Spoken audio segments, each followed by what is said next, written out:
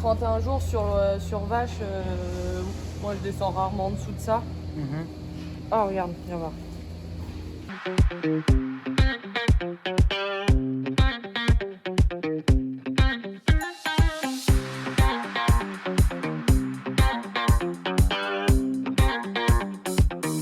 Aujourd'hui, on retrouve Samantha pour faire un suivi d'échographie au GAEC des Hirondelles à Saint-Loup-d'Ordon.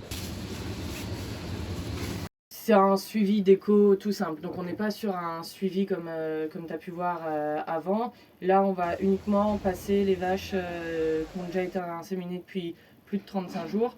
On les passe en écho pour regarder ce qui est plein, ce qui est vide, et ça permet de faire un peu le tri. Ouais, bah celle-là, elle est pleine. On voit le petit cœur qui bat assez petit, mais on voit que ça vibre là, ça fait comme des petites pulsations. Ouais. Sans être trop technique, Samantha m'expliquait quelques astuces pour savoir lire ce qu'on voit sur l'échographe. Et voir les ovaires pour regarder la qualité de ton corps jaune et le cœur battre de l'embryon. Comme ça, au moins, tu es sûr quand tu as ces deux données, tu sais que normalement c'est bon. Donc tout va bien.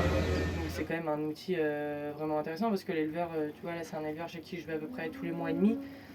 Ça permet de savoir toujours où il en est et puis de ne pas prendre trop de retard. Des vaches qui sont vides, qu'il n'a pas vu revenir. Là, on avait une vache vide qui était censée être pleine de 78 jours. Donc voilà, cette vache-là, il l'aurait peut-être pas revue. Maintenant qu'il sait qu'elle est vide, il a un panel de possibilités pour la faire revenir en chaleur, ce qui évite de prendre trop de temps. Ouais, de perdre des temps de chaleur. C'est ça, de perdre des chaleurs.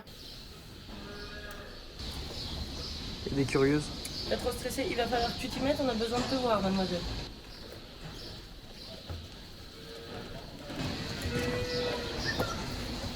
Qu'est-ce qui te plaît particulièrement dans ton métier d'inséminateur?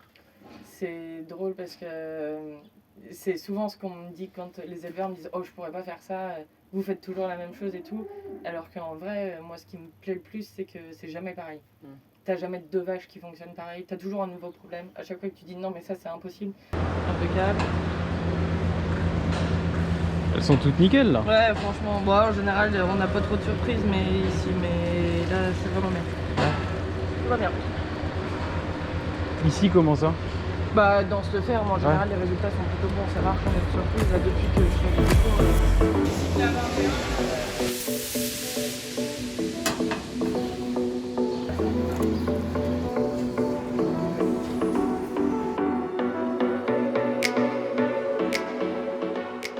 Avec les problèmes actuels de bien-être animal, de tout ça, on repart de plus en plus sur les bases de fonctionnement naturel de l'animal, sur les fonctionnements hormonaux qu'elle a, comment elle est censée fonctionner, qui je pense n'était pas aussi important avant l'échographe. Et l'échographe il s'est démocratisé il n'y a pas longtemps? Non, bah ça fait longtemps que ça existe, mais c'était pas des boîtiers comme on avait, c'était des machins que tu promenais dans une brouette avec une rallonge branchée sur secteur, il fallait être 3 ou 4.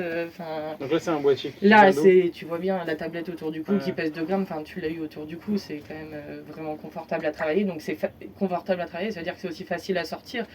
Avec un échographe comme ça, tu le sors en 2 minutes, tu l'as autour du cou, tu vas échographier ta vache, tu passes un coup d'eau, un coup de lingette derrière et puis c'est terminé, ça prend 2 secondes. Et ton diagnostic, il est vraiment fiable. Voilà, tu l'as autour du cou toute la journée, pas mal, hein. Tu le sens pas. C'est sûr. Mais maintenant, on se dirige quand même que sur des échographes à tablette qui sont vraiment très légers, qui sont performants, qui sont faciles d'utilisation. Tu vois, toi qui n'avais jamais fait d'écho, tu n'étais jamais rentré dans une vache, tu as réussi à avoir une image rapidement et puis très vite claire. Et oui, vous avez bien entendu, j'ai fouillé une vache. Quand Samantha me l'a proposé, j'étais un peu comme ça, mais finalement, ça a été.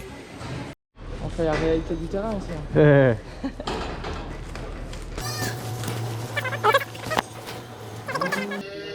Vas-y, t'avances. Faut bien que t'ailles au contact. T'es déjà sur tes cornes. Et tu vois, tu fais des belles images déjà. Ok. C'est ce que je disais à Samantha, j'étais étonné de sentir la chaleur à ce point-là dans l'animal. Et c'était bien moins difficile que ce que j'imaginais, en tout cas. Et voilà, c'est la fin de cet épisode avec Samantha. On a parlé de l'échographe. J'ai fouillé une vache pour la première fois. C'était hyper intéressant, c'était hyper cool. J'en garde que des bons souvenirs. Et effectivement, j'ai appris plein de choses. Elle a été plus technique que ce que j'avais vu pour le moment. Ça se voit et ça se sent qu'elle est passionnée. C'était hyper intéressant. On se retrouve très vite pour un nouvel épisode de J'irai inséminer chez vous. Donc à très vite.